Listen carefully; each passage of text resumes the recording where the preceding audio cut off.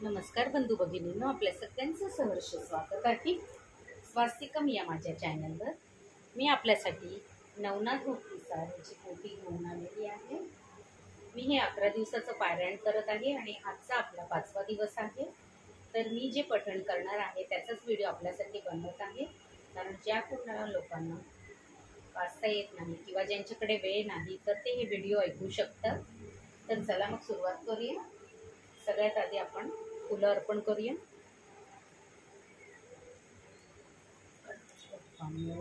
मंगल मोरया।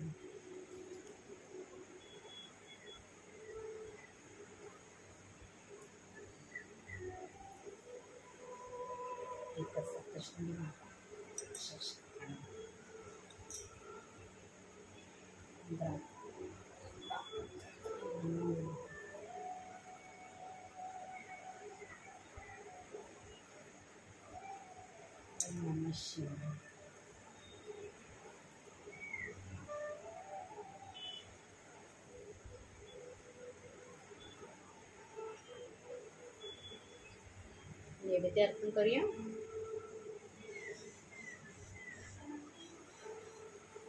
नैवेद्यं समर्पयामि। नैवेद्यं समर्पयामि।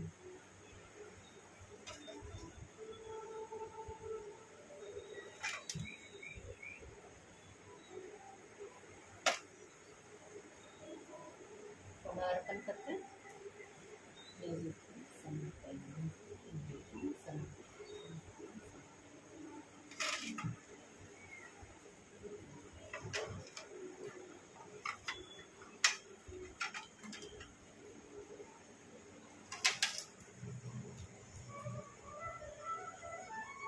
चला तर मग कथेस सुरुवात करूया।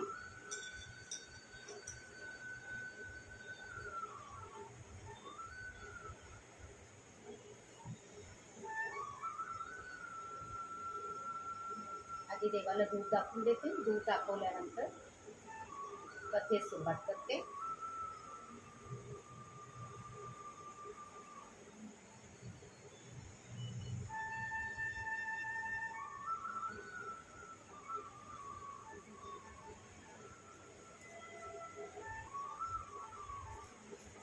चला मग कथेस सुरुवात करूया।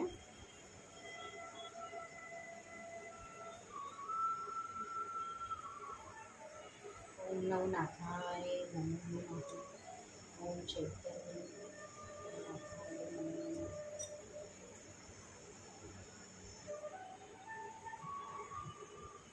दुधाचं पात्र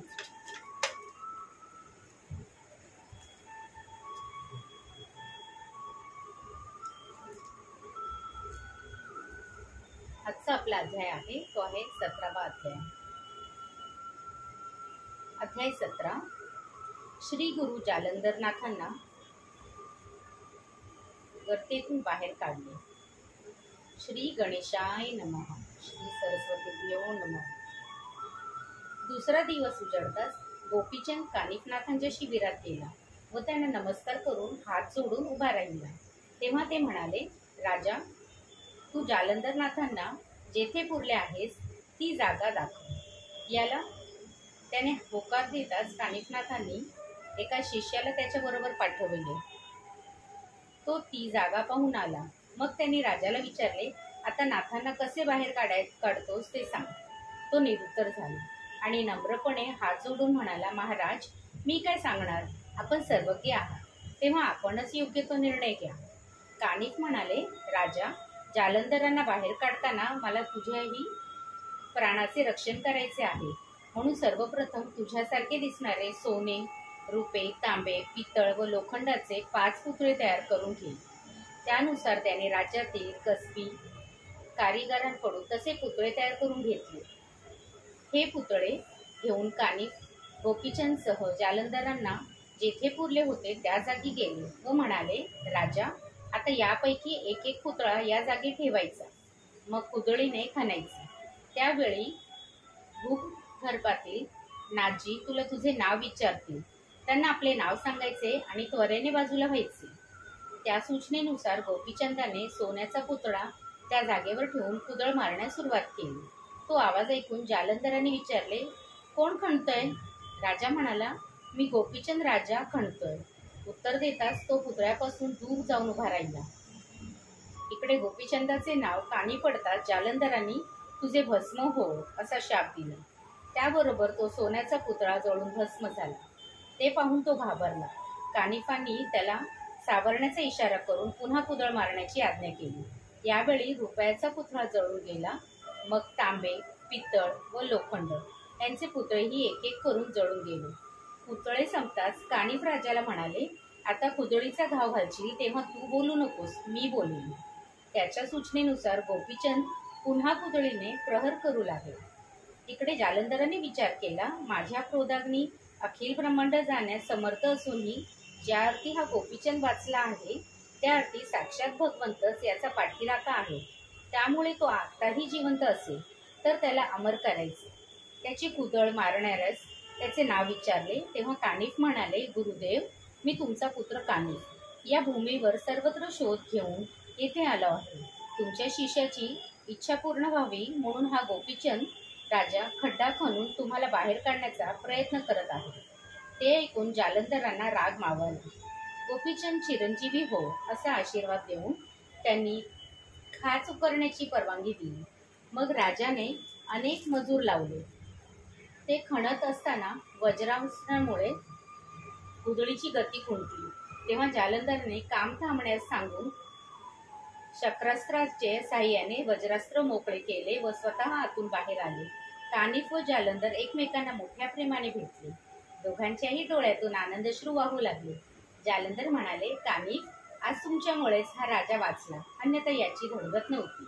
ते ऐकून गोपीचंदाने त्याच्या चरणावर लोळण घेतली आणि घडलेल्या अपराधाबद्दल काकुळतीने क्षमा मागू लागला. तेव्हा त्याला जवळ घेऊन नाथजी म्हणाले, बाळा, आज वाचला आहेस, आता चंद्रसूर्य असेपर्यंत अमर होशील. ते ऐकून मैनावती गहिवरली. तिला जवळ घेऊन जालंधरांनी तिचे सांत्वन केले आणि गोपीचंदास म्हणाले, बाळा, आता तुझ्या मनात जी इच्छा असेल ती सांग. अशाश्वत भोगांचा राजमार्ग आणि शाश्वत चिरंतन सुखाचा वैराग्य मार्ग दोन्ही तुला मोकळे आहेत. यावर तो म्हणाला, महाराज, हे राजवैभव आसक्ती वाढवून बंधनात टाकणारे आहे. सनातन पद प्राप्त करण्यासाठी वैराग्य मार्गाचा अवलंब हाच एक पर्याय आहे. तेव्हा कृपा करून मला आपल्यासारखा करा. ते ऐकून संतुष्ट झालेल्या नाथजींनी त्याच्यावर कृपादृष्टी टाकली आणि कानात दिव्य मंत्र सांगून त्याला सनात केले. त्यामुळे त्याचा मोह नष्ट झाला. जालंधरनाथांनी पंथाच्या रिवाजाप्रमाणे गोपीचंदास मुद्रांकित केले आणि नाथपंथी जती बनवून त्याच्या वैराग्याची कसोटी पाहण्यासाठी त्याच्याच स्त्रियांकडे भिक्षा मागण्यास पाठवले. ही वार्ता नगरात आणि अंतपुरात पसरतात सर्वत्र एकच हाहाकार उडाला. लोक हवालदिल झाले. राजभार्या वृक्षावृक्षी रडू लागल्या. आमच्या भरल्या संसाराची माती केली असे म्हणून मैनावतीला दोष देऊ लागल्या. गोपीचंद भिक्षेसाठी प्रासादात गेला तेव्हा त्यांचा आक्रोश गगनाला भिडला. त्यांनी त्याची समजूत काढण्याचा, त्याला त्याच्या उद्दिष्टापासून पराभूत करण्याचा प्रयत्न केला. पण गुरुकृपेने वैराग्य संपन्न झालेले तो राजा मुळीच बदला नाही. त्याने त्यांच्याकडे पूर्ण दुर्लक्ष केले आणि आपल्या मार्गात अडथळा आणण्याचा प्रयत्न केल्याबद्दल त्यांचा धिक्कार केला. शेवटी त्यांनी विचारलेल्या सर्व प्रश्नांची संयुक्तिक उत्तरे देऊनही त्या जात नाहीत असे पाहून त्याने उग्र रूप धारण करून त्यांना दूर पिटाळले. मग मैनावतीने दिलेली भिक्षा घेऊन तो जालंधराकडे परतला. त्यानंतरचे 3 दिवस नाथजी त्याला अनेक प्रकारे उपदेश केला. लुमावंतीचा पुत्र मुक्तचंदवाला याला गादीवर बसून राज्याची धुरा त्याच्या हाती सोपवली. दिल्यानंतर जालंधरांनी सर्व मानकऱ्यांचा सत्कार केला. राजस्त्रियांचं सांत्वन केले आणि कानिफ व त्यांच्या सर्व शिष्यांसह 6 महिने तेथे राहून राज्याचा नीट व्यवस्था लावून दिली. अध्याय 17 समाप्त. ओम दत्त प्रभू कर्णमस्तु. शुभम भवतु, शुभम भवतु, शुभम भवतु.